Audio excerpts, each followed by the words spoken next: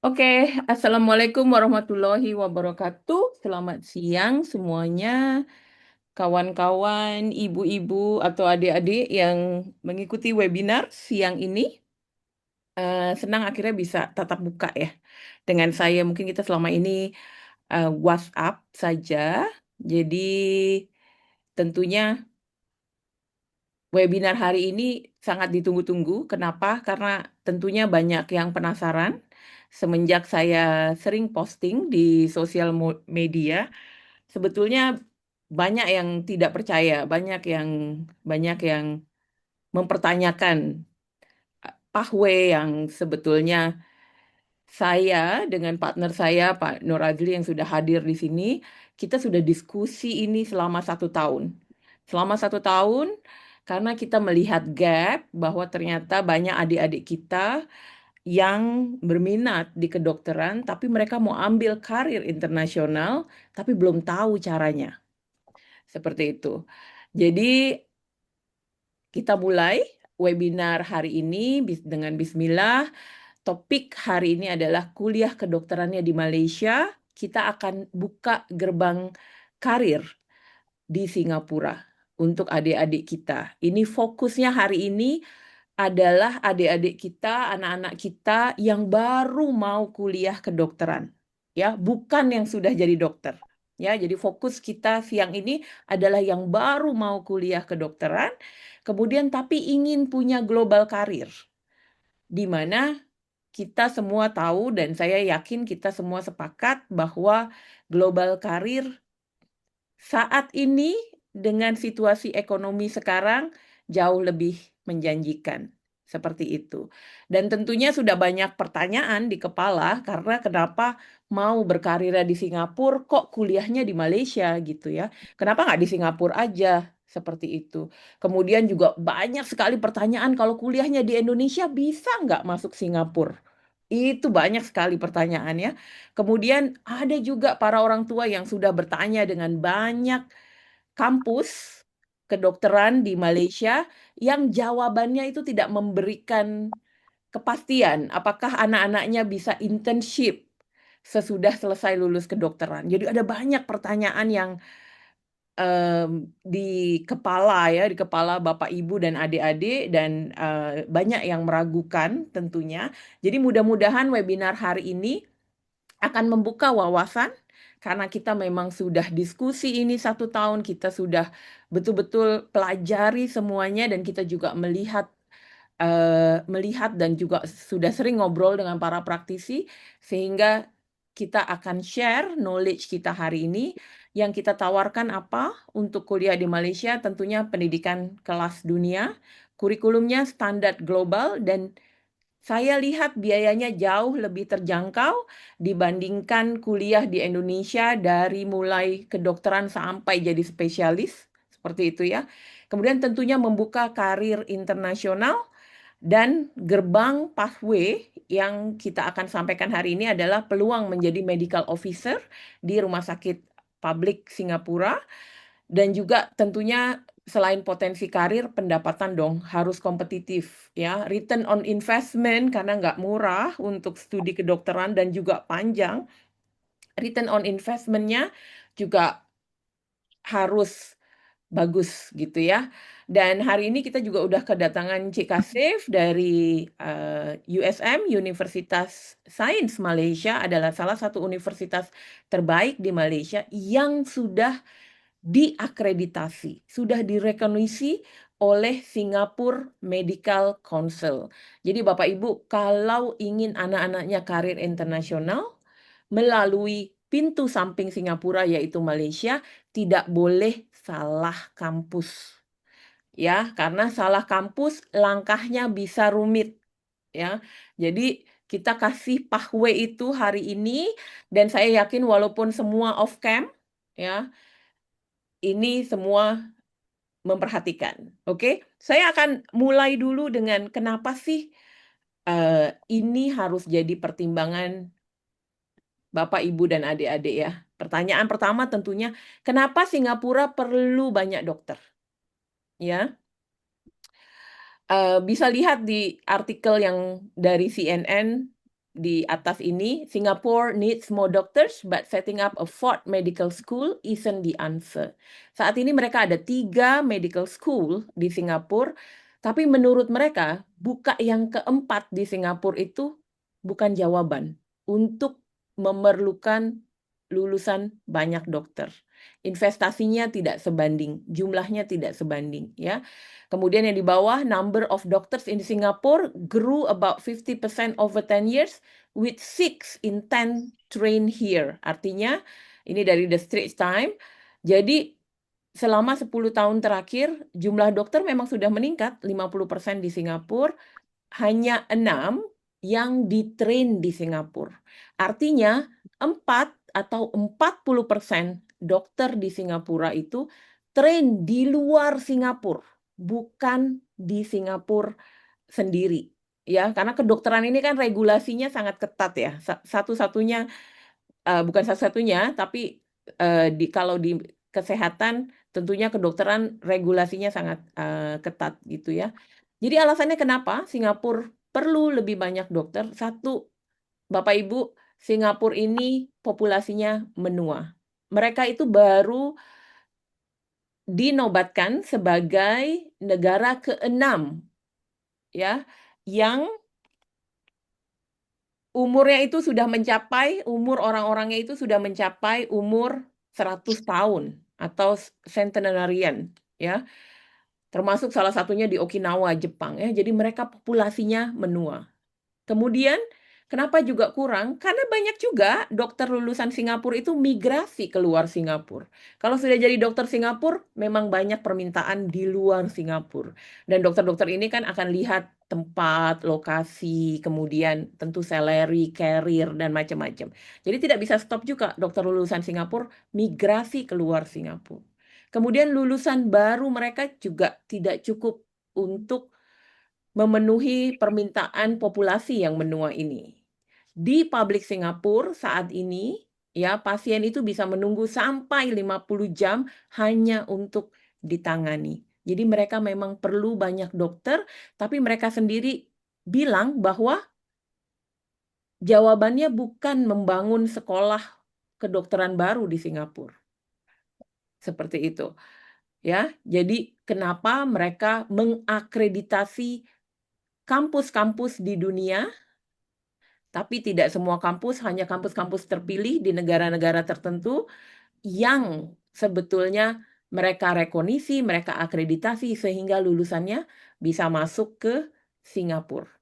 Malaysia adalah salah satunya, lainnya ada Australia, ada Jerman, ada UK, tapi tentunya untuk kita yang di Indonesia, Malaysia cenderung satu, lebih dekat, dua, secara budaya dan makanan lebih cocok dengan kita, ketiga, kemudian secara biaya lebih murah dibandingkan di Australia atau di UK atau di Jerman ya.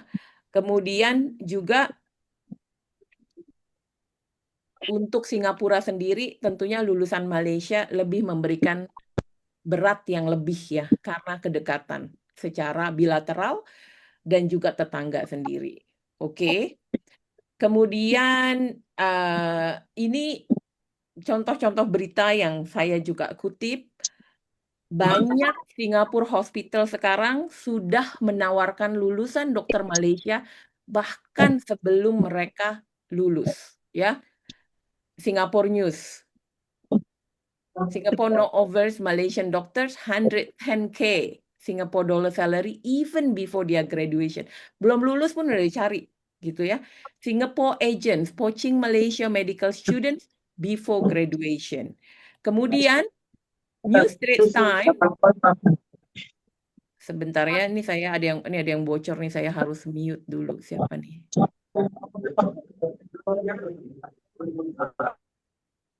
Oke. Singapore Straits Times, 28 November 2025. Lihat ya. Ministry Ong Ye Kung, Singapura, dari Singapore Ministry of Health, acknowledge that doctors from Malaysia are among the source countries on each radar to be recruited to meet the public's healthcare sector needs. ya. Jadi ministry-nya sendiri, Ong Ye Kung dari Singapore Ministry of Health mengakui bahwa dokter-dokter dari Malaysia adalah source country yang di radar mereka untuk direkrut memenuhi kebutuhan healthcare di Singapura. Ya, di sini di artikel ini nanti Ibu bisa double check ya, saya nggak mengada-ngada bahwa we have 3 medical schools now. Kita punya 3 medical schools now di Singapura. The National University of Singapore used to be the only one, satu-satunya, tapi tidak memproduksi cukup dokter. Kemudian mereka buat lagi Duke News Collaboration dan Imperial College at the Nanyang Technology University. So ada 3 National Medical School produce about 550 doctors every year. Ya, tapi jumlah ini tidak cukup. Ingat slide saya yang sebelumnya, bahkan dokter-dokter lulusan Singapura pun pergi keluar Singapura. So this is the chance and the opportunity kalau anak-anak dari Bapak Ibu ingin karir internasional, ini adalah kesempatan dan kesempatan ini ada untuk di-grab sekarang seperti itu ya. Oke, kalau ada pertanyaan boleh sambil ditaruh di kolom chat. Saya akan panggil dan kenalkan Cik Nur Azri dari Prestige Education Consultant yang akan membantu kita untuk get through. Kenapa sih Indonesian medical student harus pilih USM dan build karirnya di Singapura? Silakan Cik Azli. Ya, Assalamualaikum warahmatullahi wabarakatuh. Waalaikumsalam warahmatullahi Selamat wabarakatuh. siang, masih siang ya? Atau sore? Udah sore. Pada bapak-bapak, ibu-ibu, dan juga calon siswa, oke, kerana sudah meluangkan waktu untuk hadir dalam webinar kita hari ini. Perkenalkan saya Pak Azli daripada Prestige, merupakan authorized agent University Science Malaysia, USM. Okay. Dan pagi hari ini saya akan present kenapa siswa Indonesia ya harus memilih USM dan kemudian melakukan magang atau internship dan juga praktik sebagai medical officer dan specialist di Singapura. Okay. So, next slide, Thank you. Okay, satu ya. Antara kenapa yang harus kuliah di apa? Okay, di Indonesia tempat untuk kedoktoran, ya. Bapak Ibu mungkin tahu, kalau nggak salah, yang ditawarkan sekitar berapa ribu ya? 3.000 tempat seluruh fakultas kedokteran yang ada di seluruh Indonesia. Tapi yang meminta yang memohon terlalu banyak ya. Jadi ramai yang tidak mendapat tempat terutama di kampus-kampus yang negeri yang terbaik di Indonesia.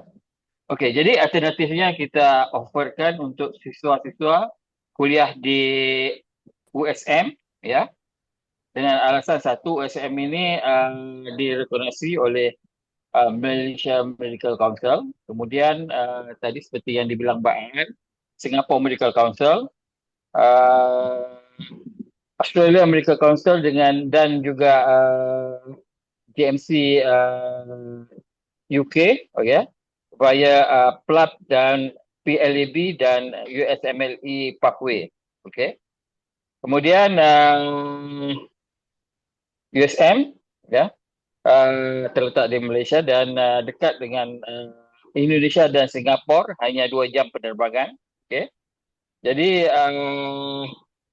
Singapura memberi peluang untuk siswa-siswa internasional ya yang lulus dari USM ya terutamanya untuk bisa melakukan internship, okay, postgraduate training atau di Indonesia dipanggil PPDS atau residency ya, dan kemudian bekerja di Singapura yang mana merupakan salah satu sistem kesihatan yang terbaik di dunia. Bukan hanya di Asia tapi juga di dunia. Okey. Dan di USM apa itu medium of instruction-nya atau pembelajarannya semua dilakukan dalam bahasa Inggeris dari hari pertama. Okey. Jadi dia mempersiapkan untuk calon siswa untuk tadi menjadi apa tu menyiapkan siswa untuk praktik secara internasional, ya. Okey. Slide yang berikutnya. Okey. Okey. So ini saya kasih sedikit comparison ya antara USM dengan UI. Okey.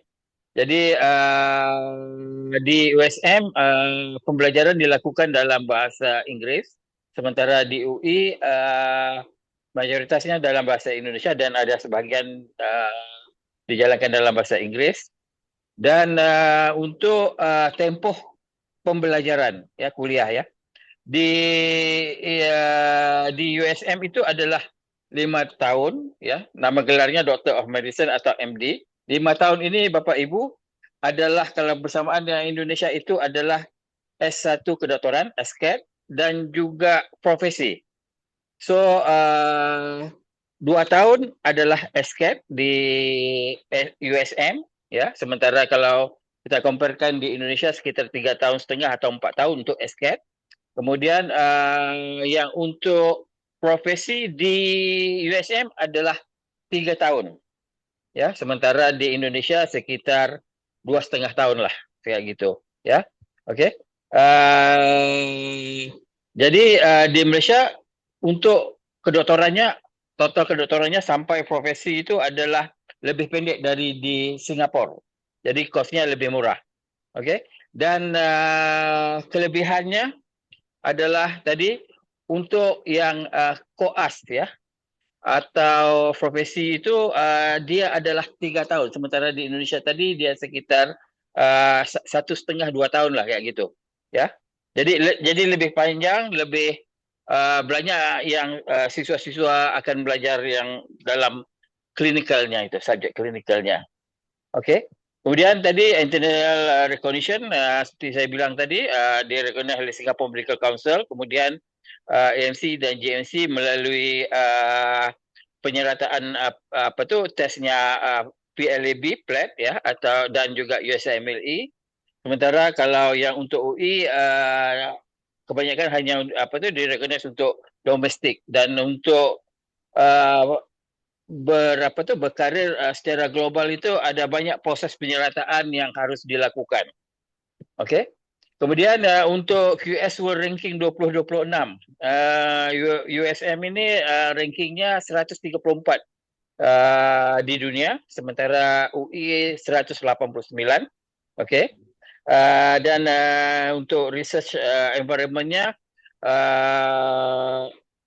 USM memang satu kampus yang fokus ke research dan ya terutama di peringkat internasional ya. Okey. Kemudian untuk clinical exposure ini satu lagi faktor besar ya. USM ini rumah sakit USM ini punya 829 bed ya, sementara UI sekitar 300 bed. Okey, jadi banyak yang apa tadi exposure yang siswa akan dapat waktu clinical atau koas tadi. Okey. Jadi kemudian pathway to Singapore langsung ya setelah lulus ya tadi 5 tahun kedoktorannya langsung bisa register, hanya perlu lolos interview ya. Tapi kalau dari UI ada macam-macam lah, ada tes, ada penyerataannya sebagainya baru bisa register dengan SMC. So prosesnya bisa pergi 1 ke 2 tahun. Okey. Kemudian untuk tuition cost ya, ini biaya kuliahnya sekitar USD 137,000 ringgit. Ini untuk biaya kuliah saja. Kemudian kita ada biaya application fee sekitar $30. Kemudian registration $225. Registration ini setelah mendapat offer letter dan setuju untuk gabung di USM. Ya, kemudian ada performance bond. Ini dikenakan oleh imigrasi Malaysia sekitar $350. Kemudian visa sekitar $700. Okay, sementara di UI bervariasi. Kalau program domestik mungkin sekitar 800 juta atau 1 miliar. Tapi kalau internasionalnya dengan kelas internasional dengan ada uh, training program dengan beberapa kampus di luar, terutama di Australia. Saya lihat banyak yang di Australia ya bisa pergi ke sekitar uh, 3 ke 4 miliar. Okey. So kemudian kalau di USM student diversity-nya lebih banyak multicultural dan tadi multi national. Okey. Dan kalau di Indonesia kebanyakan tadi di UI adalah siswa-siswa Indonesia. Okey. Kemudian postgrad flexibility. Kalau di USM, okey, siswa itu tadi kalau mereka magang di Singapura, okay. So pilihan utamanya setelah mereka menjadi MO itu medical officer, mereka bisa membuat specialty di Singapura. Tapi kalau mereka mau alternatif specialty-nya di luar atau di Singapura dipanggil residency ya untuk spesialisasi, itu mereka bisa juga come back to USM sendiri. Ya, ada banyak program spesialisasi ya USM I dan see. juga siswa juga bisa ke UKM dan juga Australia. Sementara kalau UI mereka fokusnya lebih kepada tadilah kampus-kampus negeri yang besar di Indonesia.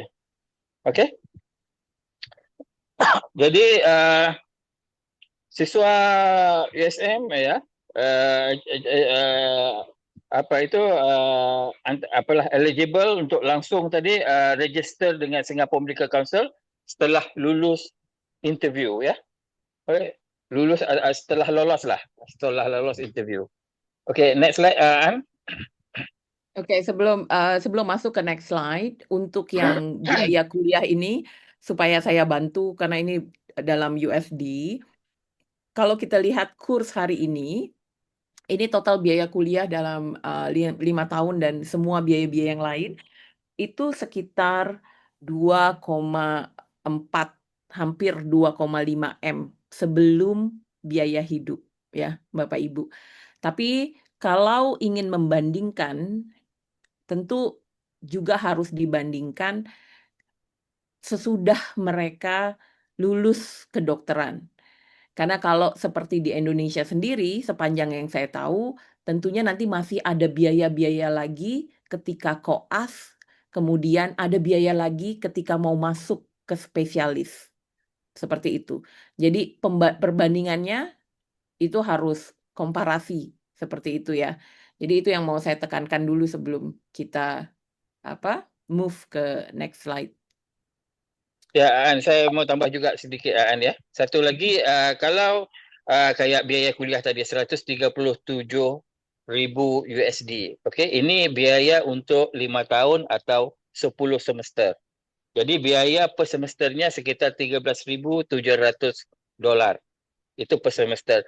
Dan selama 5 tahun itu tidak ada kenaikan. Ya, itu berbeza dengan sistem yang di Indonesia. Di Indonesia setiap tahun ada kenaikan biaya kuliah mungkin sekitar 10-12%. Ya, tapi di Malaysia praktiknya tidak ada kenaikan. Kalau dari awal sudah dibilang 137,000 sampai selesai 137,000. Okey, itu bedanya. Okey. Kemudian tadi biaya kuliah ini, okey. Kalau kita comparekan tadilah contohnya, okey, kalau dengan Singapura, kena selain daripada biaya kuliah termasuk juga tadi biaya hidup ya dan juga accommodation dan sebagainya. Jadi kalau dikomparekan semuanya secara total ini dengan di Singapura contohnya adalah mungkin sekitar 1/4 aja dari biaya di Singapura, di NUS dan juga di Nanyang. Technical University ya, NTU ya. Okey. Kemudian kalau begitu juga kalau dikomparekan dengan di Australia ya, New Zealand, Kanada dan lain-lain. Okey. Okey, can we move to the next slide? Ya. Okey. Jadi ini pathway-nya. Okey. So selesai kuliah di tadi 5 tahun di USM, okey. Jadi hanya perlu ada interview oleh Singapore Medical Council, lulus. Jadi langsung submit documentation untuk registration dan kemudian langsung melakukan magang, internship. Bapak Ibu dan calon siswa semua, maksudnya diterima magang ini termasuk juga sekalian dengan kontrak kerja sebagai medical officer setelah selesai kuliah, setelah selesai magang, ya, okey. Jadi waktu magang ini sebenarnya juga dikira sebagai pekerja, dibayar gaji. Nanti kita akan beritahu berapa gajinya. Okey. Jadi setelah itu siswa selesai tadi magang, okey. Jadi dia akan praktis di Singapura sebagai medical officer. Okey, atau doktor umum lah kalau di Indonesia. Okey, next. Okey. Ini internship Singapura ya versus dengan Indonesia ya. Apa bedanya? Okay, jadi di Singapura structured 2 tahun, okey. Jadi dilakukan di rumah sakit umum Singapura uh, hospital General ya, Hospital. NUS, PTSS ya, General Hospital. G itu stand for General. Betul. Okey. Sementara kalau di Indonesia 12 bulan dijalankan oleh ED ya. Selalunya di tempat yang daerah-daerah terpencil dan tempat-tempat yang mungkin kekurangan fasilitas kesehatannya ya. Okey. Jadi di Singapura di rumah sakit besar. Okey. Dan waktu magang ini mereka dibayar dengan basic ya, 3,200 hingga 3,800. Ini basic stipend ya, monthly stipend. Kemudian mereka ada allowance, contohnya mungkin kalau kayak mereka ada lembur 4 jam, itu dibayar agak tinggi, jadi bisa sampai 1 bulan itu mencecah 6,000 Sing dolar ya, waktu lembur ya, waktu mereka magang. Berbanding di Indonesia tergantung daerah, jadi sekitar 2 hingga 4 juta dan saya difahamkan kalau yang paling banyak di DKI lah, di Jakarta ya, yang biaya tunjangannya lebih banyak. Okey. Kemudian siswa juga akan tadi yang siswa magang tadi akan disupervise oleh konsultan yang mendapat international training ya. Sementara tadi di Indonesia kena mungkin di daerah-daerah terpencil dan sebagainya, jadi quality supervisornya itu berbagai lah. Okey.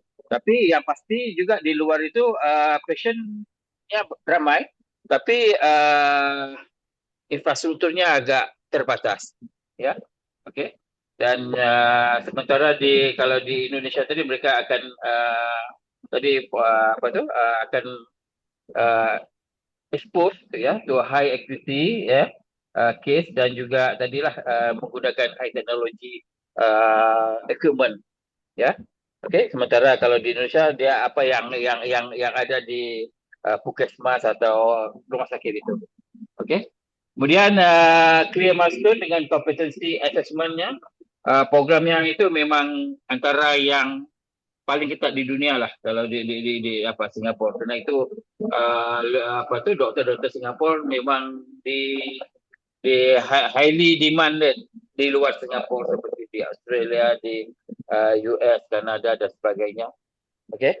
So kemudian tadi doktor siswa-siswa juga akan bisa tadi akses ke academic medical center dan research opportunity. Ada banyak yang kena Singapura juga tadi aktif dalam health research opportunity Okay. Kemudian can we go to the next slide? Okay. So ini salary comparison ya. Ini masih juga tadi basic salary, okay? Seperti saya bilang tadi, contohnya untuk yang apprenticeship atau internship tadi dibayar sekitar uh, hampir 4,000 Sing dolar, okay? Tapi kalau plus allowance apa semua, sekitar mereka bisa dapat per bulan itu sekitar 6,000 Sing dolar. Dan perlu difahami, dari hari pertama aja sudah dianggap sebagai karyawan ya, okay? Walaupun mereka magang. Dan di rumah sakit di Singapura, termasuk juga rumah sakit pemerintah di Singapura itu mereka sering ada bonus ya setiap tahun. Seringnya minimal 4 bulan lah. Okey? Itu bedanya. Okey? Jadi kalau dikomparekan tadi di Singapura ya basic stipendnya 4,000 Sing dolar, di Indonesia itu 3 juta, katakanlah kita ambil average-nya. Okey. Kemudian kalau menjadi medical officer sekitar basic salary-nya 6,000 dolar. Sementara di Indonesia lebih kurang dalam 7 hingga 15 juta tergantung daerah atau secara average-nya 10 juta. Okey, kemudian untuk specialist ya sekitar basicnya 15,000 dolar, sementara di Indonesia sekitar 30 juta rupiah. So kita bisa comparekan lah ya dari sisi pendapatan yang didapat oleh calon siswa yang nanti magang, praktik ya sebagai MO, medical officer dan juga sebagai doktor spesialisasi di Singapura. Ya. Okay, next slide. Okay. So ni career progression ya. Okay, setelah selesai kuliah, okay, oh itu ada sedikit saya betulkan salah tu, ada graduate USM tu nama gelar degree-nya MD, Medical Doctor. Okay. So, SMC eligible, selalunya siswa akan selesai kuliah umurnya 20 hingga 24 tahun. Okay. Kemudian apprenticeship-nya 2 tahun di Singapura. Okay. Kemudian praktik sebagai medical officer. Okay. Pada such specialty exposure, setelah 2-3 tahun mereka mungkin bisa apply dengan pemerintah Singapura untuk spesialisasi, dan jika diterima mereka akan lalu lewat program spesialisasi ini. Kalau Indonesia PPDS, di Singapura panggilnya residency 4 hingga 6 tahun, dan semua program residency ini master in medical ini medical ini akan ditanggung oleh pemerintah Singapura. Okey. Dan seperti yang saya bilang tadi, kalau juga tadilah siswa for whatever reason tidak bisa mungkin bisa ada alternatifnya nanti untuk spesialisasinya, bisa juga ke USM. Kerana USM juga ada banyak master in medical program atau spesialisasi tadi. Okay, kemudian siswa setelah habis itu bisa langsung jadi sebagai konsultan, dan juga bisa juga ikut program fellowship ya yang ada di UK, USA, Australia. Tapi saya nggak tahu, mungkin di USM sendiri pun mungkin ada program fellowship ya. Okey, itu nanti Pak Kashfi boleh infokan. Okey. Jadi conclusionnya, okey, Singapore Trained Specialist ni di-recognize ya di UK, Australia, USA, dan kalau kita di Timur Tengah itu pasti tidak perlu pertanyakan lagi lah. Okey. Okey.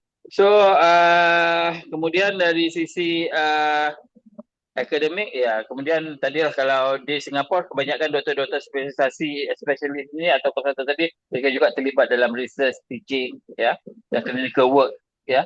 Itu digabung dalam satu role. Okey. Kemudian kita ada di dalam sektor private sector ya. Kemudian ini medical tourism juga di Singapura banyak ya. Dan kebanyakan pasien yang untuk medical tourism di Singapura ini seperti Mount Elizabeth, Gleneagle ya, yang bawah IHI Group, okey.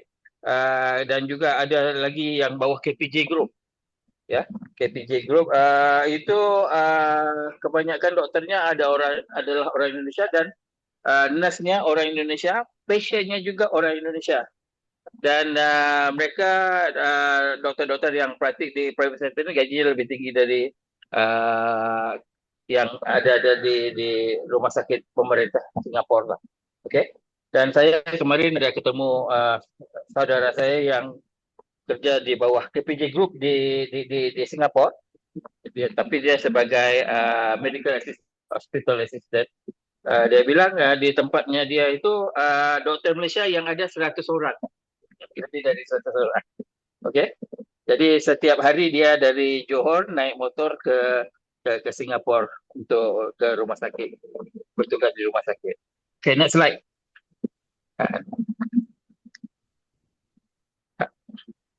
Okay, so lifestyle in Singapore. Singapore ini kan dia is a city state ya, island ya.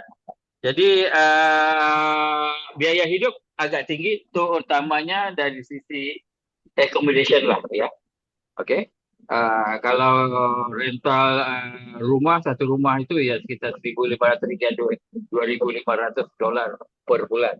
Tapi kadang-kadang ada yang mungkin dia rent dua tiga orang rent apa tuh satu satu satu apartemen ya. Jadi biayanya lebih murah. Tapi di Singapura biaya makan murah. Walau katakanlah pendapatannya satu hari 100 ke 200 Sing dolar, tapi biaya makan satu meal itu hanya sekitar 5-6 dolar aja ya, nggak sampai 10 dolar ya. Ya, so by comparison is cheap untuk makan di sana. Cuma yang mahalnya tadi adalah accommodation aja.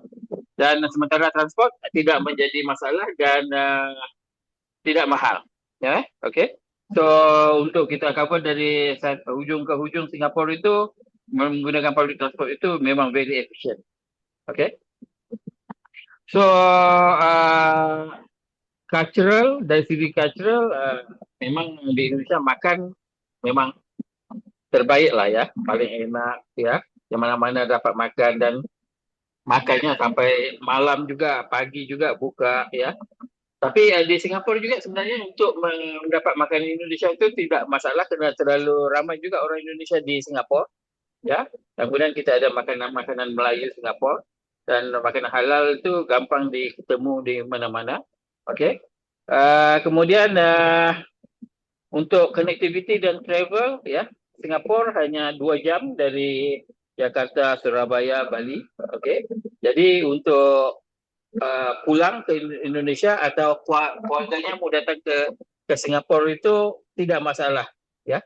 Dan mungkin pesawat biaya pesawat dari Jakarta, Surabaya dan Bali ke Singapura mungkin lebih murah dari contohnya Bali ke Jakarta atau Surabaya ke Jakarta. Okey. Kemudian antara faktor yang lebih apa adalah work life balance ya. Okey. Jadi di Singapura itu semuanya udah very structured ya. Jadi duty hours-nya itu memang di regulated. Contohnya kalau lebih dari 8 jam hanya bisa extend another 4 hours ya, nggak bisa lebih kena. Tadi memang diperhatikan dari sisi mental health ya. Okey, jadi sementara mungkin di Bapak Ibu tahu di apa di Indonesia saya rasa sama seperti di Malaysia, kadang-kadang tidak begitu balance ya. Ada yang sampai kerjanya 16 jam, 36 jam dan sebagainya. Dan banyak juga kasus-kasus yang tadi para calon doktor dan dokter ini yang menghadapi mental health problem. Okey, next slide. Okay. So yang berkenaan tadi mental health problem tadi ya, mental health ya, professional well-being di Singapura mereka punya sistem structured support system yang very structured ya. So ada banyak untuk tadi untuk memastikan doktor-doktor ini betul-betul diperhatikan dan dipastikan tidak mengalami masalah mental health ya. Sementara di Indonesia masalah-masalah ini masih lagi di peringkat untuk dibenahi ya. Dan kita lihat banyak juga baru-baru ini kasus macam-macam lah ya. Mungkin Bapak Ibu lebih lebih apa, jadi saya juga nggak begitu berani mau komen ya, tapi apa yang saya mau highlightkan di Singapura perkara ini telah mereka benahi, ya, okey, bukan sedang dibenahi, telah dibenahi dan mereka punya support structure yang memang sudah apalah established. Okay, so An, Ya, the next slide. Okay, so kemudian tadi case complexity, banyak case yang complexity bisa di apa, siswa apa tu, calon siswa dan doktor expose di Singapura, ya. Kemudian walaupun di Indonesia tadi high volume tapi resource-nya limited, ya. Okay. Jadi kemudian dari sisi teknologi, Singapura menggunakan cutting edge teknologi, ya. Research, memang mereka banyak lakukan research yang bertaraf dunia. Okay. Kemudian patient diversity di Singapura tadi, health tourism adalah satu industri yang besar, ya. Jadi mereka dapat siswa dari hampir seluruh Asia lah, ya. Okay. Can we say that. Kemudian specialty access di Singapura semuanya ada. Okay. Kalau sementara di Indonesia hanya specialty yang tertentu aja ada, dan kebanyakan concentration-nya adalah di kampus-kampus besar yang ada di Jawa. Okay. Kemudian global network. Okay. Tadi Singapura memang mereka udah apalah world leader lah. Okay. Okay. Next. Okay. So untuk which path is right?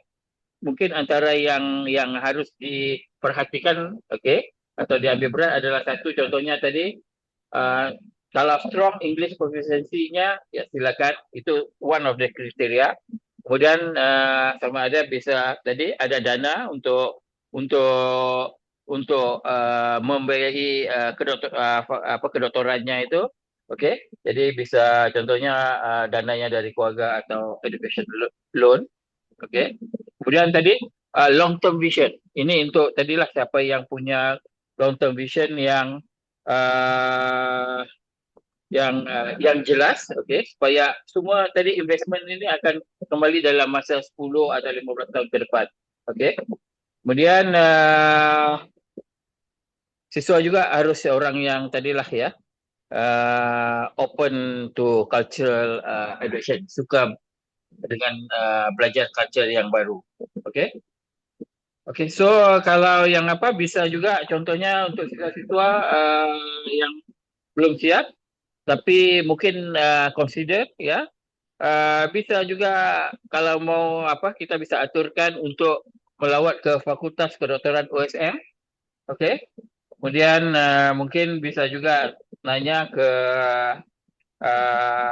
Indonesian alumni, ya, yang ada di Singapura, ya, atau dokter-dokter Indonesia yang ada di Singapura, bagaimana kondisi untuk uh, magang dan praktik di Singapura.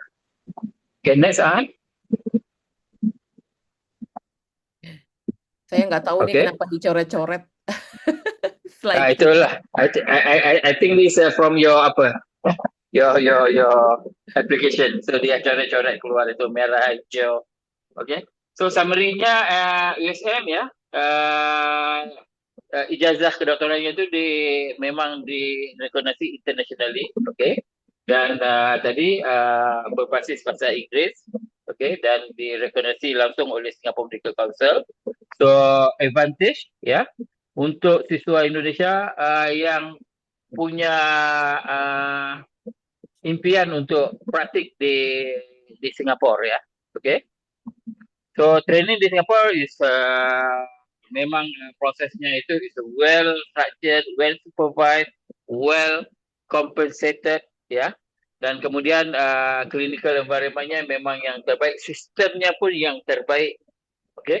Jadi kemudian salary sebenarnya itu yang 4 hingga ke 8 kali salary ini, ya, sebenarnya kadang-kadang dia bisa pergi sampai 10 kali lipat, ya, lebih banyak dari apa yang di earn di Indonesia, kerana kita tidak masukkan tadi yang allowance, dan kita tidak masukkan tadi bonus yang 4 ke 6 bulan, 8 bulan, ya. Kalau swasta mungkin dia bisa pergi ke 8 bulan. Kemudian career, ya, because tadi praktik di Singapura, selain daripada Singapura, di Australia, Kanada, US, UK, ya, itu akan lebih mudah menerima doktor-doktor ini untuk praktik di negara mereka.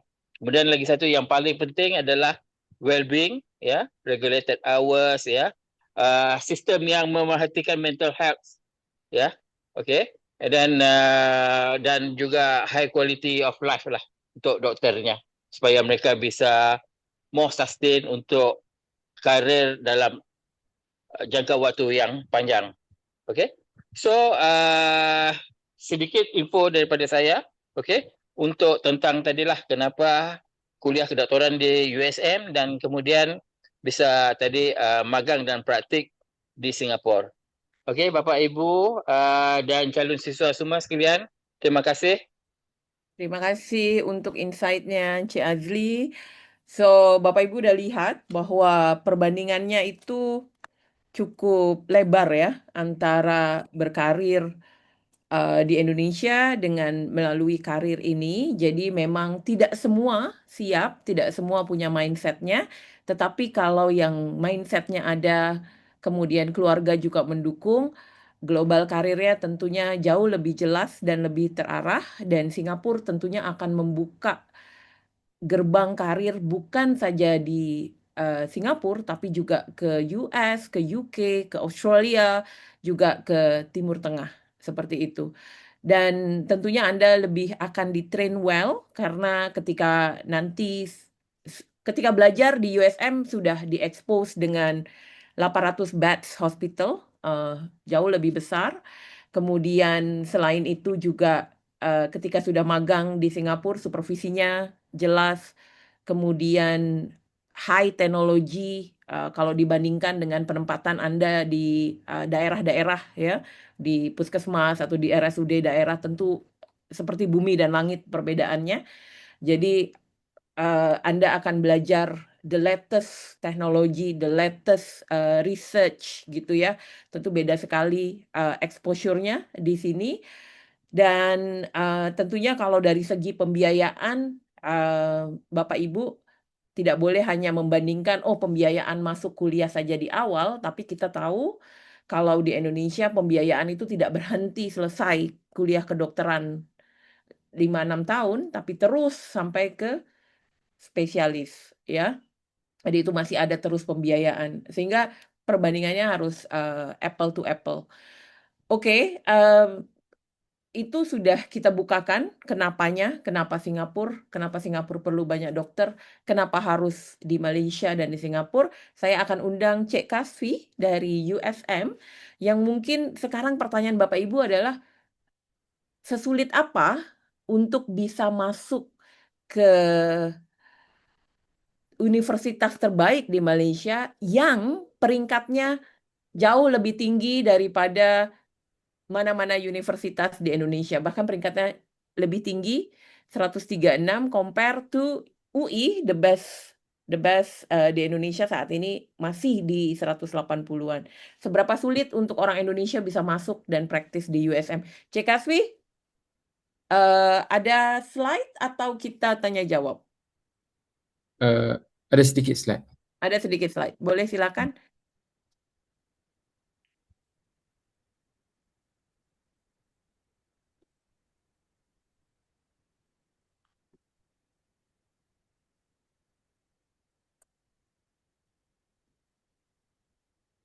Boleh nampak tak?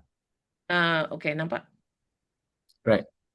Bismillahirrahmanirrahim. Assalamualaikum warahmatullahi taala wabarakatuh. Nama saya Muhammad Kashfi Muhammad Taufik.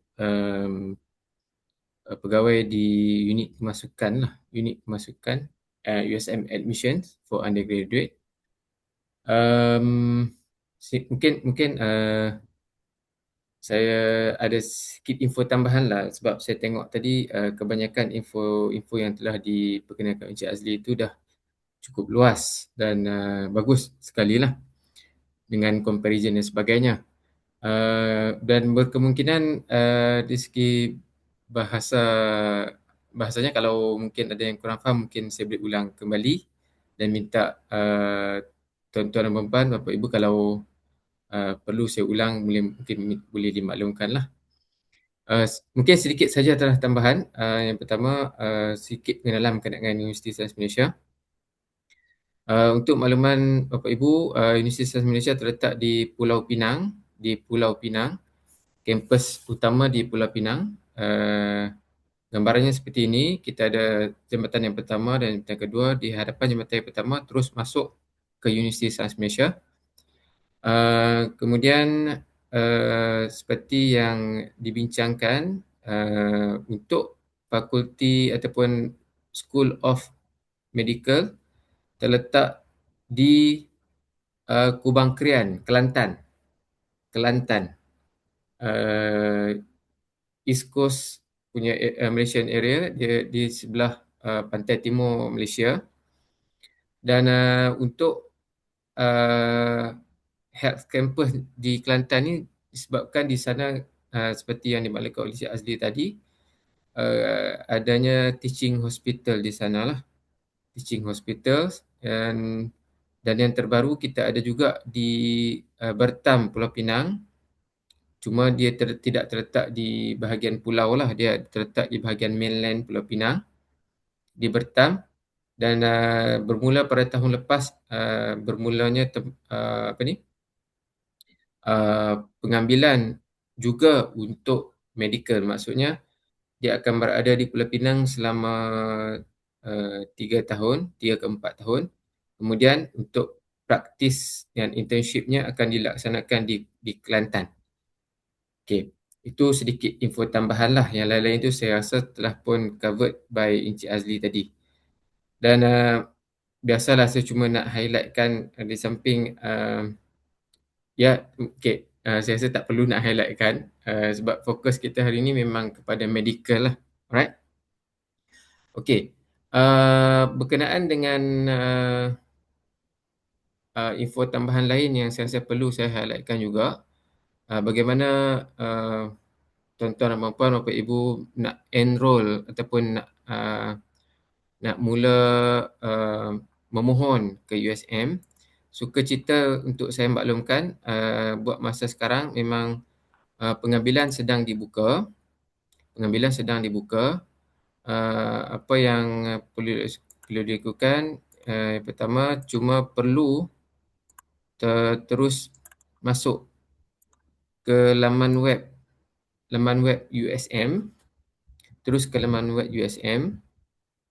Kemudian untuk info lanjut sila tekan atau klik pada admission, pilih undergraduate.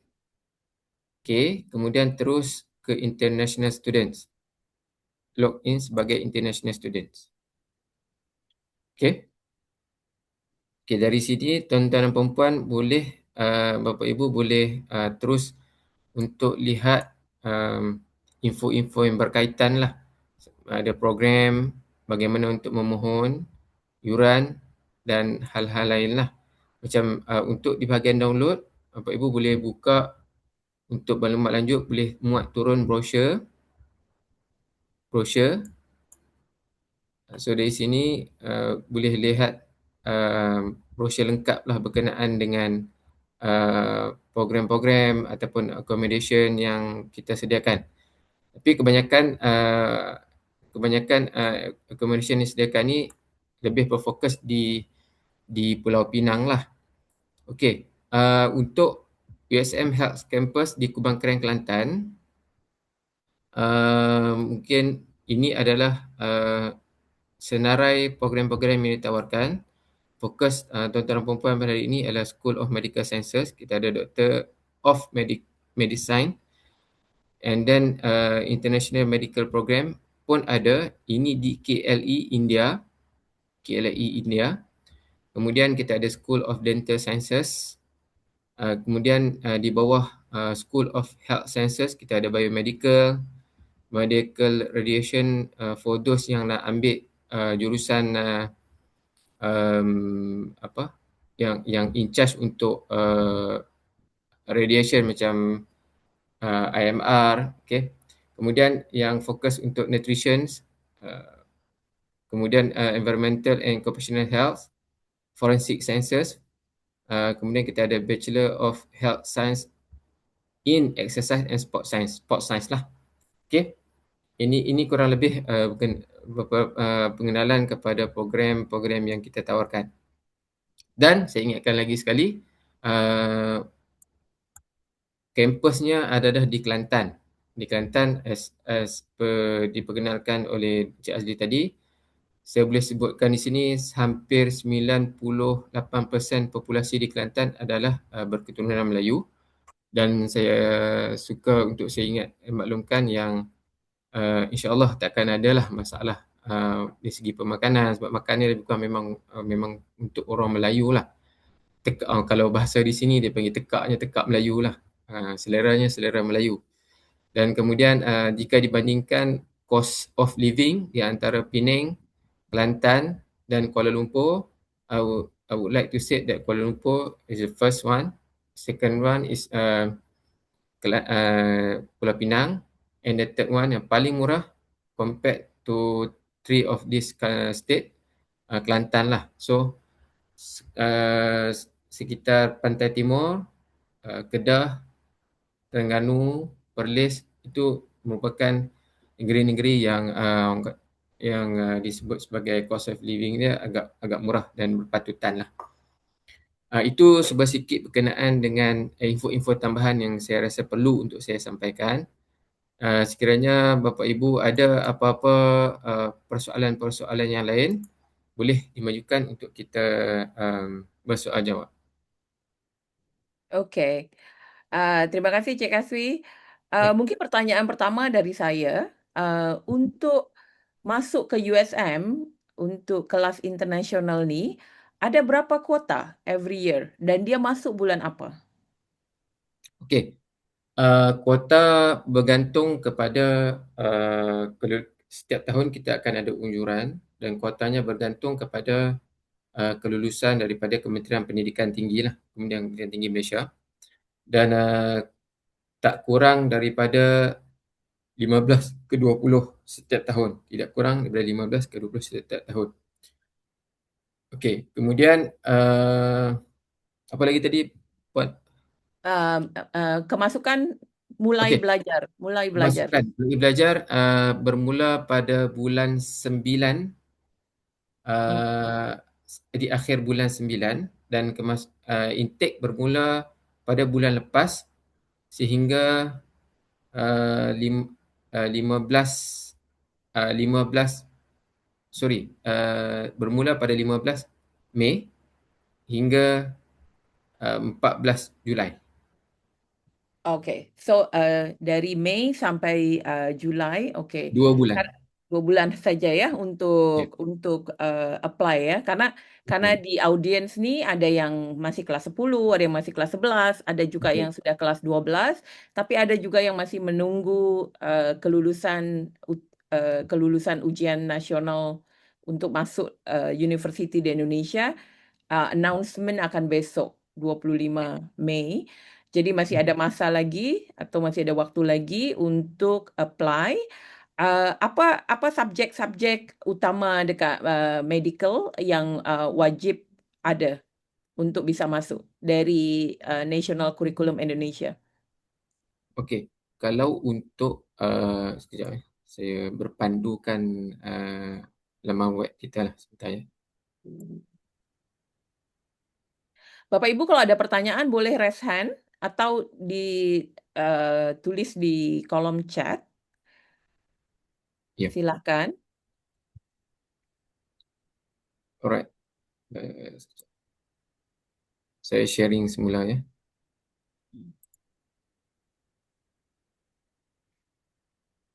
Okey. Okey, untuk Doctor of Medicine, okey, requirement yang diperlukan secara amnya, complete 12 years of primary and high school education. Okey, yang ni khusus untuk saya rasa tak berkaitan lah macam Matayum Suksa Six Talents ni untuk pelajar-pelajar ataupun calon-calon daripada Thailand. So obtain high school certificate at least, kemudian ada Contohnya sebagai ada sijil-sijil A-level, HSC, SMU. Okey. Kemudian untuk bahasa ini yang paling penting sebenarnya, untuk bahasa English, IELTS online minimum band 5.5, TOEFL IBT untuk skor ialah 46, kemudian Essential online at least skor 8 dan banyak lagi lah di sini. Dan paling penting juga perlu dilihat kenaan dengan program requirement. Ini yang memang diperlukan. Untuk high school, kita akan lihat dan kita akan setarakanlah dengan pencapaian di Indonesia, yang mana kita akan sentiasa buat semakan melalui UKNERIT, obtain high school certificate at least CGPA, dan kita akan setarakan sekiranya bukan sistem ini diguna pakai.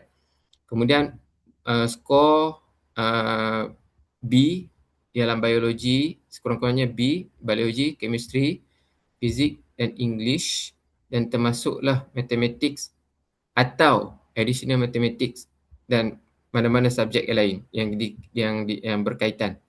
Ini adalah syarat paling minima untuk kita panggil interview, untuk mendapatkan, untuk layak ke interview. Okey. Dan lain-lain seperti diploma, A-level, IB, AUSMEC dan sebagainya 3.5.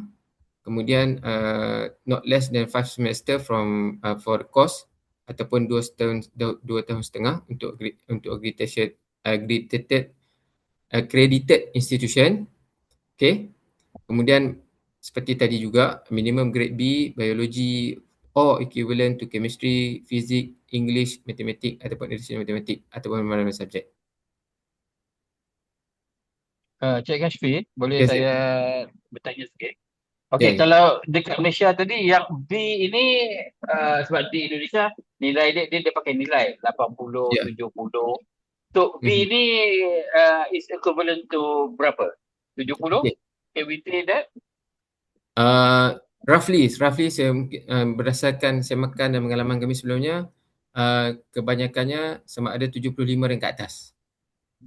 Okey. So Bapak Ibu, to be safe, nilai rata-rata 75 ke atas untuk mata pelajaran biologi, chemistry, fizik, English dan matematik. Ya. Okey. Itu apa, dan sebenarnya 75 ini masih rendah dari persyaratan contohnya dari kayak UI, Gajah Mada dan sebagainya. Dan kemudian juga untuk yang tadi English 5.5 pun masih rendah kalau dibandingkan dengan kampus-kampus lain. Seringnya dia mereka minta 6, ada yang 6.5 ya ayatnya. Dan kemudian di Indonesia juga pun rata-rata yang ada requirement ayat seperti UI dan Fakulti Gajah Mada, mereka maunya minimalnya 6.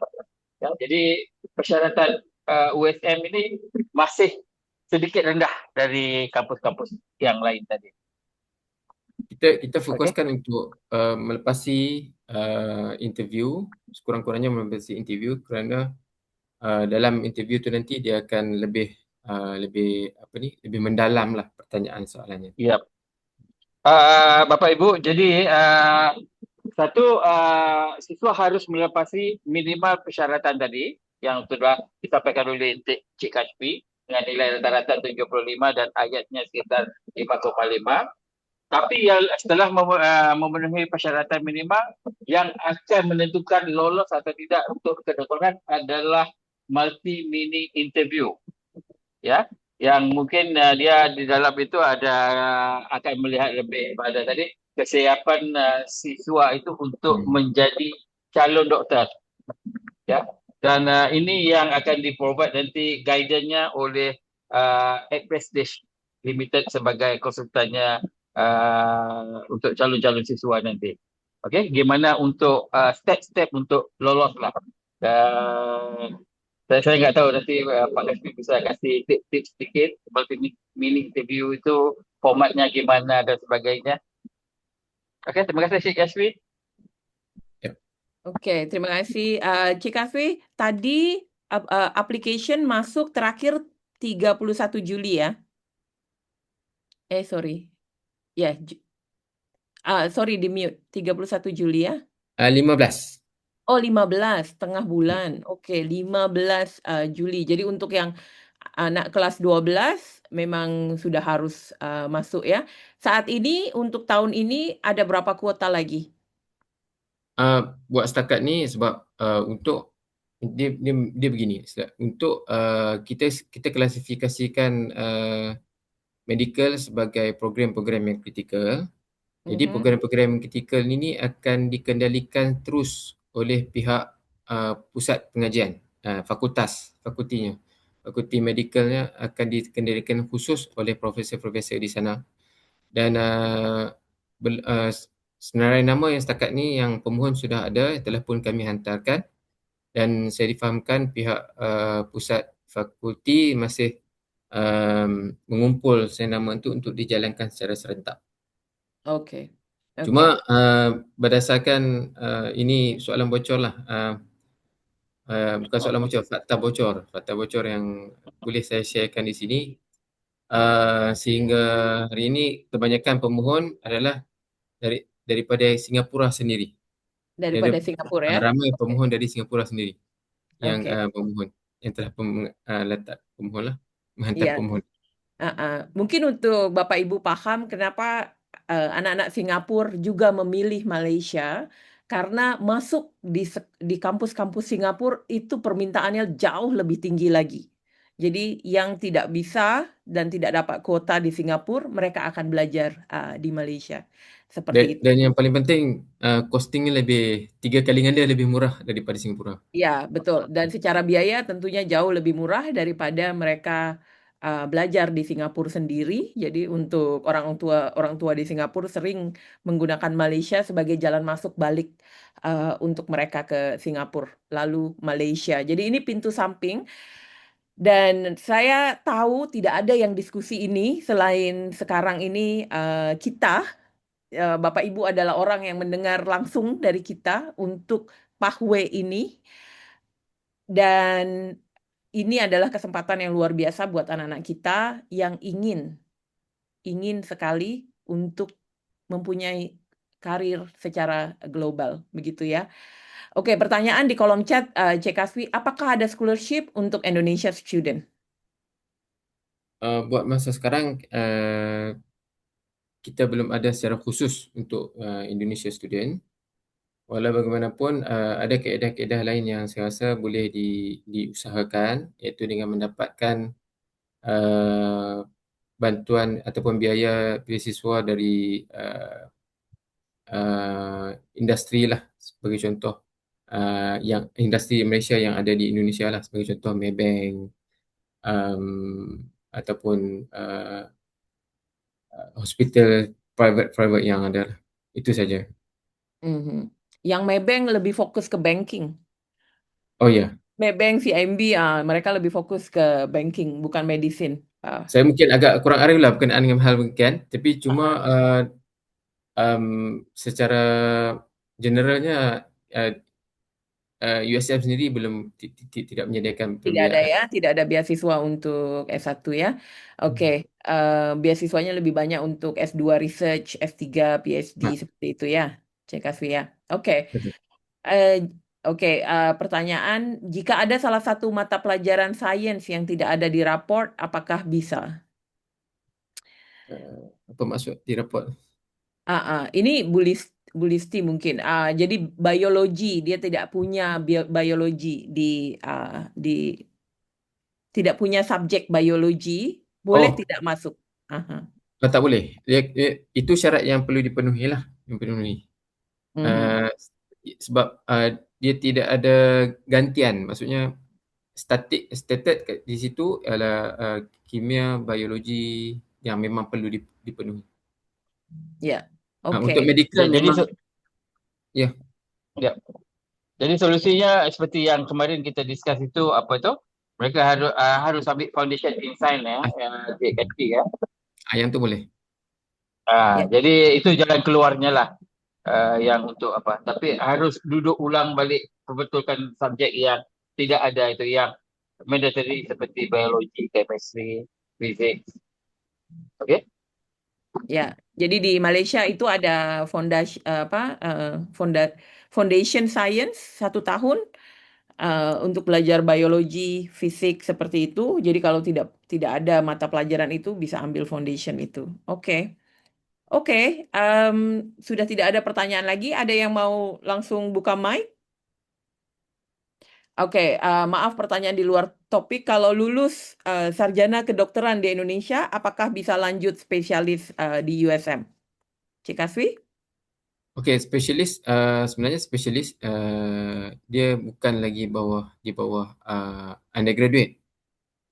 Jadi, uh, satu mungkin kalau dari segi master dan PhD-nya mungkin boleh dilanjutkan ke pihak IPS, Institute Postgraduate Studies.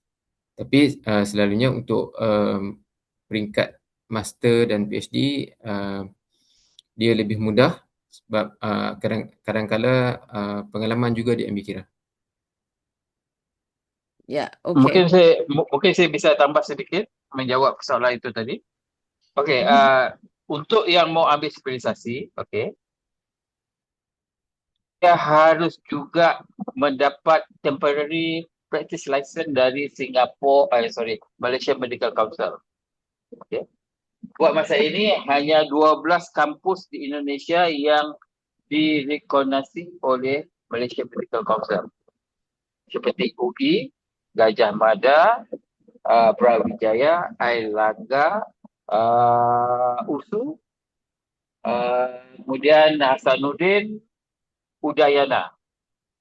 Okay. Jadi lulusan-lulusan ini yang tadi bisa mendapat temporary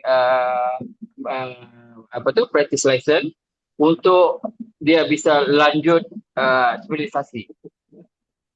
Okey.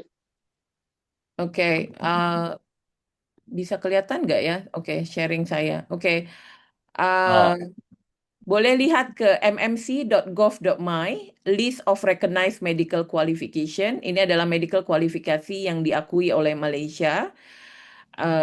Jadi di sini ada negara-negara yang diakui. Jadi kita masuk ke Indonesia, kemudian bisa dilihat di sini ada Universitas UI, Airlangga, Diponegoro, Semarang, Pajajaran, UGM, Andalas, Sumatera Utara, Sriwijaya, Brawijaya, Universitas Hasanuddin, Udayana, Ukrida. ya.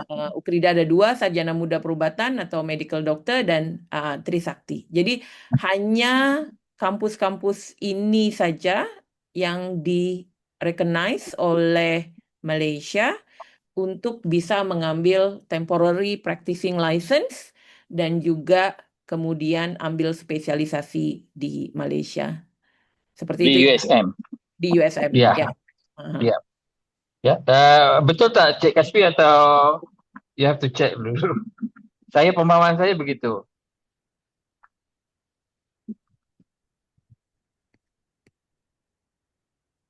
Halo, Cik Kaspi? Iya betul Azli, karena Bang. dia waktu ambil spesialis dia pegang passion. Kalau dia pegang passion, Iya, iya. Kalau dia iya, pegang kalau passion. tidak dia tidak boleh pegang patient. Iya. Iya, dia tidak boleh pegang passion. Bagaimana belajar spesialis? Dia harus pegang passion. Dia Iya. harus punya Iya. temporary practicing license. Kecuali Yes, dia yes. kecuali dia riset, riset yang tidak pegang passion kan? Ah, jadi nggak bisa. Oke. Berapa peluang bisa masuk di USM? Seperti di UI misalnya 1 banding 100. Kalau di USM bagaimana keketatannya? Uh, Macam mana nak cakap? Untuk peluangnya satu bergantung 100% kepada pencapaian pelajar waktu temu 2. So saya ingatkan jugalah setakat ni dari segi average-nya permohonan sudah ada kurang lebih dalam 50 ke 60 permohonan. Kalau intake-nya 15, so average-nya mungkin dalam 15, satu nisbah 3, dan satu nisbah 4 lah. Daripada 4 pemohon, satu akan dapat. Kurang lebih begitu. Ya, jadi Ibu Nur sebetulnya tidak banyak yang tahu PAF ini, ya. Jadi kalau saya sendiri bilang lebih susah masuk UI daripada masuk USM, karena di UI semua orang mau masuk UI gitu ya. Satu rombong-rombong kereta itu semua mau masuk UI gitu ya. Sementara untuk jalur ini tidak banyak yang tahu. Dan sampai sejauh ini baru saya yang sharing dengan Pak Azli. Kita sudah study ini selama 1 tahun dan kita sudah diskusi ini 1 tahun dan baru sekarang kita share ke Bapak Ibu. Jadi peluangnya jauh lebih besar di USM daripada di UI, asalkan tentunya untuk nilai akademisnya bisa memenuhi, kemudian tentunya nanti kita akan praktis untuk mini multiple interviewnya. Seperti itu. Oke, seperti kalau kurikulum sekolahnya Cambridge A-level tapi tidak ada nilai ujian A-level, hanya nilai IGCSE, apakah harus ikut foundation? ICGSE. Mhm.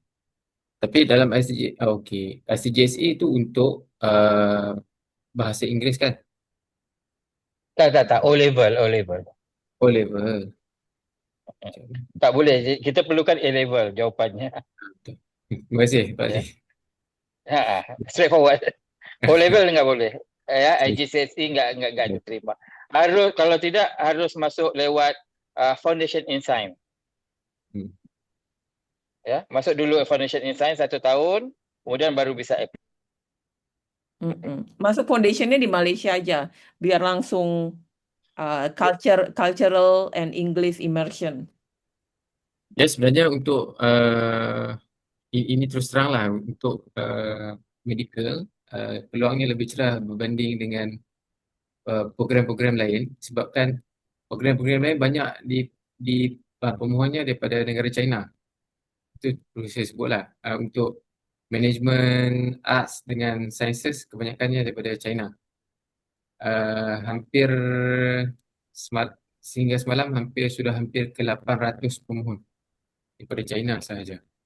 Tapi alhamdulillah belum belum banyak yang memohon ke medical kecuali daripada Singapura sendiri yang seperti saya sebutkan tadi lah. Cik Ya. Kashfi, saya haraplah apa itu Prestige ya, dan juga tadilah melalui Prestige ini nanti dibagi kota lah yang untuk tadi kena USM pun nak international student yang beragam, maksudnya dari banyak negara kan. Jadi adalah yang dari Indonesia juga supaya chancesnya itu agak tinggi, tapi kepada siapa yang cepat lah. Okay? Kalau yang lambat tu kita tak boleh apa. Cepat di segi saya rasa di segi peluang untuk temuduga insya-Allah kita tak ada masalah as long as belum cukup syarat. Nanti tinggal untuk bahagian temuduga lah. Itu saja. Oke. Ya. Oke, pertanyaan berikutnya Cik Kasfi, untuk A-level result biasanya baru keluar di bulan Agustus. Apakah bisa pakai report card untuk apply? Untuk kes-kes yang macam ni, okey. Kita tak ada masalah untuk kita berikan peluang untuk temuduga dan sebagainya sebab selalunya kita boleh predict keputusan calon. Okey, apa yang kita boleh buat, selalunya kita akan bagi conditional offer letter. Dan kenapa kita letakkan tarikh tutup pada tarikh-tarikh itu kerana kita mengambil kira 2 bulan untuk visa diproses. Maksudnya terakhir untuk hantar permohonan ke visa adalah di awal bulan September. Jadi conditional offer letter boleh diberikan tapi dengan syarat tidak terlalu lambat supaya tidak mengganggu proses pembelajaran sekiranya visa itu lambat lah. Dan akibatnya kemungkinan boleh mendaftar tetapi terpaksa dibawa ke tahun hadapan kerana untuk medical ini proses pembelajarannya agak ketat lah. Ya, oke. Jadi Bu Susan jawabannya, Mungkin saya boleh tambah sikit, Aan? oke, Boleh saya tambah sedikit? boleh. Mungkin yang tadi yang untuk A level, actually kalau saya pemahaman saya lah ya, waktu anak saya dulu kuliah A level. Jadi waktu tahun kedua dia A level, tapi tahun yang pertama itu dia ada AS level. Jadi mungkin result AS level itu bisa dipakai.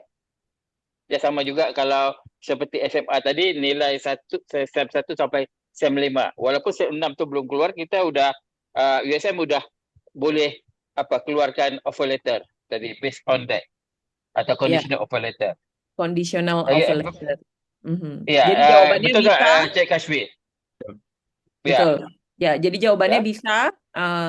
bisa, dan nanti akan ada conditional offer letter seperti itu ya. Oke, ini Cik Azli boleh bantu jawab. Rasanya masih belum jelas lagi. Disebutkan sebelumnya untuk fee hingga sampai MD sekitar 2,5 M. Jika mau lanjut spesialis, kira-kira biayanya berapa? Masih belum jelas lagi bagaimana jadi spesialis di Singapura nih, Cik Azli. Ya, ya, kalau di Singapura itu ditanggung pemerintah Singapura. Ya, Ya, artinya apa? oke. Ditanggung pemerintah Singapura artinya apa? Artinya tiada biaya dan gajinya masih jalan, Mhm. ya. Biaya kuliahnya semua ditanggung pemerintah. Jadi Ya, siswa yang buat PPDS atau spesialisasi atau di Singapura dipanggil residensi itu tidak mengeluarkan sepeser pun uang dibandingkan di Indonesia, ya. Oke. betul, betul. Okey, tapi kalau anda kata dia tidak dapat tempat, seperti yang saya bilang tadi, di USM ada tapi dia harus keluarkan biaya untuk kuliah. Dan untuk biaya kuliah spesialisasi di USM, saya belum tahu berapa jumlahnya. Nanti mungkin kita bisa info kemudian, ya. Okey, dan tergantung spesialisasinya juga apa. Kena contohnya kayak dermatologi, itu yang paling lama sekali. Okey? Ya, jadi jawabannya Ratu Clara bahwa kalau kita masuk ke Singapura dan kita sudah mau masuk lanjut ke spesialis, itu kan kita di hire-nya kan saat itu dengan public hospital. Jadi gaji kita dibayar public hospitalnya, kuliahnya yang bayar government Singapura. Jadi tidak keluar biaya lagi.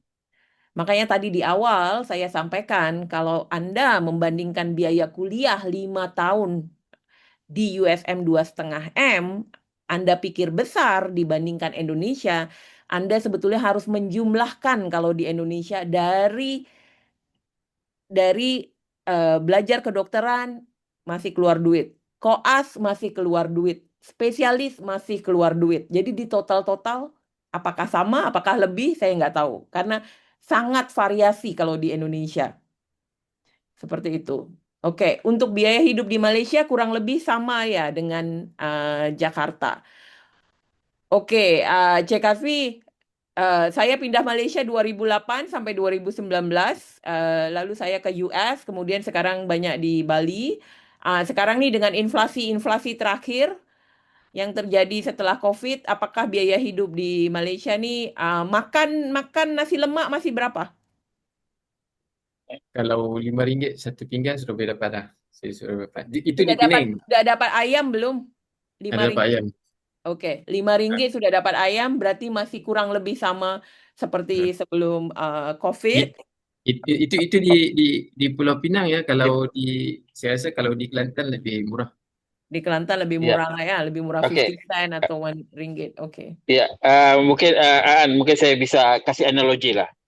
Okey, Mm-mm. di Kelantan di kampus yang kedoktoran USM itu di Kelantan. Kelantan itu seperti Bapak Ibu kotanya Kota Baru, okey. Seperti Malang di Indonesia. Jadi cost of living-nya nggak sama seperti di Jakarta, nggak sama seperti di Surabaya, tapi seperti di Malang. Itu analoginya. Okey? Mhm. Okey. Oke. Hmm, Oke, setelah selesai dokter 5 tahun, intensifnya otomatis ke Singapura disalurkan dari USM ya? Coba Pak Azli jawab. Gimana soalannya? Is it USM automatically USM. give access internship to Singapore? That's the question. Nah, nah, ya, because yang soalan ini kalau nggak salah dia selesai kuliah kedokteran di USM 5 tahun tadi, oke. Siswa bisa apply dengan Singapore Health Ministry, oke, to do internship di Singapore, oke. Untuk tapi harus lolos interview, hanya perlu lolos interview. Kalau siswa dari kampus-kampus yang tidak direkomendasi oleh Singapore Medical Council, dia ada proses penyerataan, ada tes lagi apa semua, prosesnya sampai 1-2 tahun. Okey. Jadi dia lolos interview, kemudian dia langsung register dengan Singapore Medical Council untuk temporary practice certificate tadi. Oke, Saya jadi menjawab tak? menjawab. Oke, jadi mungkin saya bisa tambahkan dari artikel-artikel ini, Singapura nih sekarang offer Malaysian doctors itu bahkan sebelum mereka lulus, ya. Mereka sebelum mereka lulus. Tahun lalu di Malaysia itu banyak sekali public hospital Singapura datang ke Malaysia buka event untuk menawarkan para lulusan kedokteran Malaysia. Seperti itu. Apalagi ini di USM, tadi CKV udah bilang bahwa teman-temannya itu sebenarnya anak-anak Singapura. Artinya mereka punya networknya di Singapura juga, ya kan?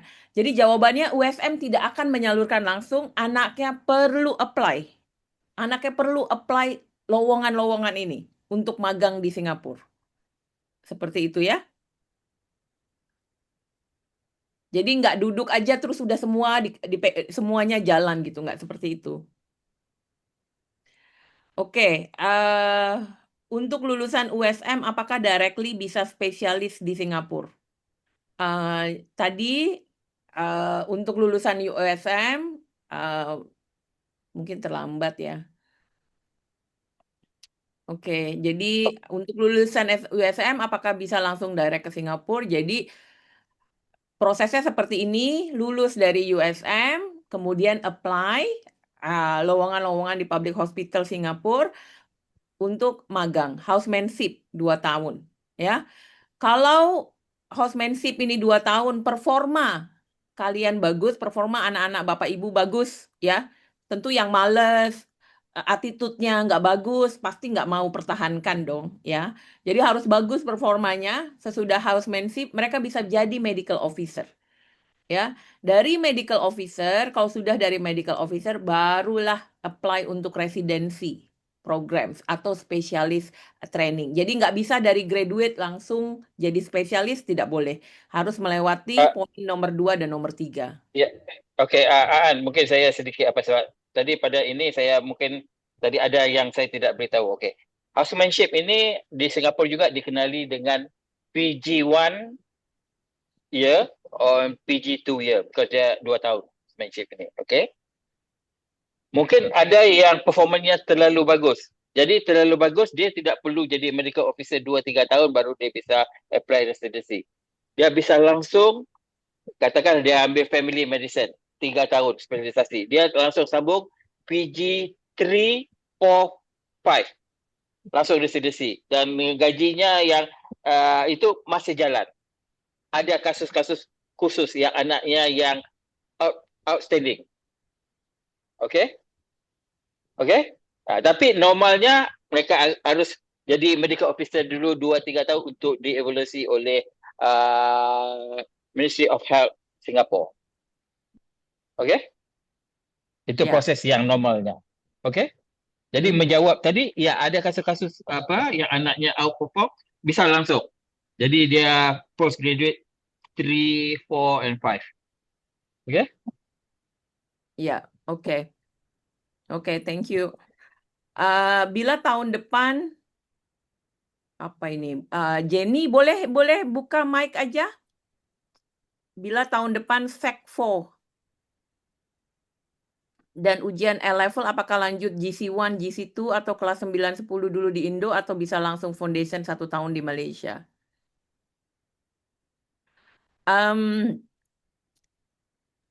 Ada Ya, Bu. Jenny-nya? Ya, Ah, itu yang ah. ditanyakan sih. Mau nanya, jadi apakah harus wajib belajar 9 tahunnya tetap di Indo dulu?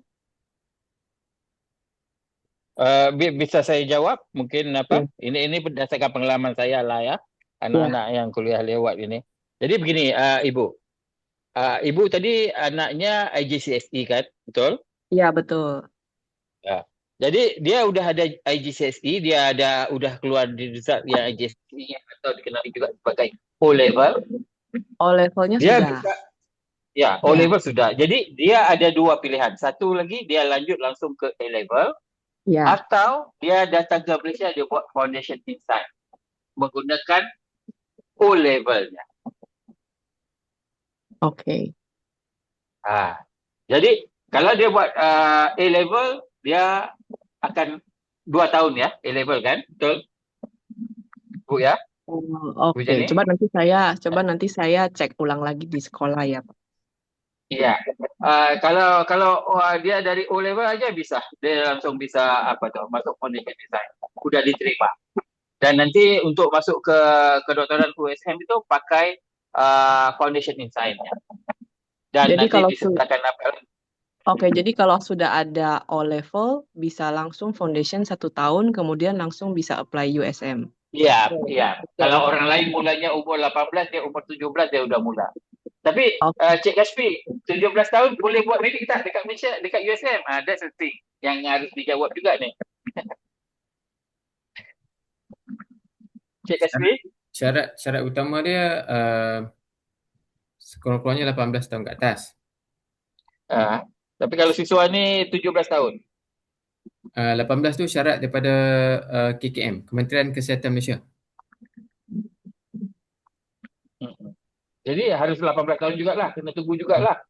Hmm. Itu syarat Kementerian Kesihatan, bukan Kementerian Pengajian Tinggi. Kementerian Kesihatan. Okey. Tapi saya dululah pengalaman saya peribadi Cik Kasfi ya. Ada anak saya dia buat apa tu? Dia nak buat medik lah, dia ambil foundation in science dekat IIUM. So Okey. menggunakan seperti jalur anak Ibu Jenny tadi lah, daripada IGCSE O level. So dia terima dan walaupun dia tidak ada SPM, tidak ada bahasa dan sejarah, jadi waktu dia foundation tu juga dia ambil peksa yang bahasa dan sejarah tadi lah to fulfill MMC punya requirement untuk jadi doktor kat Malaysia lah kan. Tapi umur dia waktu tu dia masuk tu umur dia dalam 17 tahun lah. Sementara kebanyakan rakyat Malaysia, pelajar Malaysia 17 tahun tu masih dekat form 5 kan. Uh, Dan diterima ke Cik Lee? Diterima.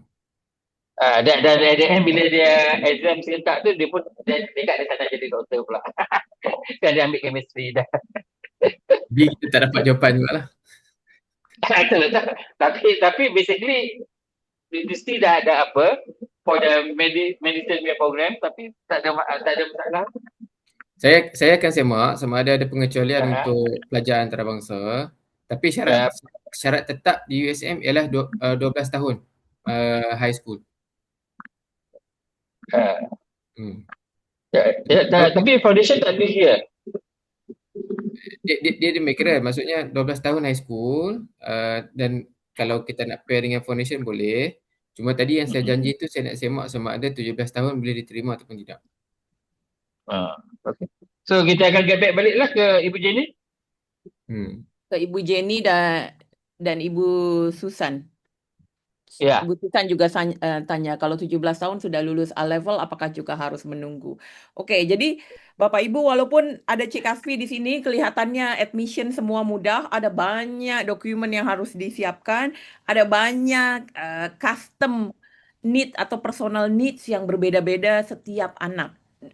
Oleh karena itu kenapa kita di sini ada untuk menjembatani itu perbedaan-perbedaan itu dan karena posisi kita di Malaysia sehingga kita bisa terus berkomunikasi dengan Cik Kasfi. Cik Kasfi ini kalau WhatsApp dengan kita aja tidak selalu balas, oke?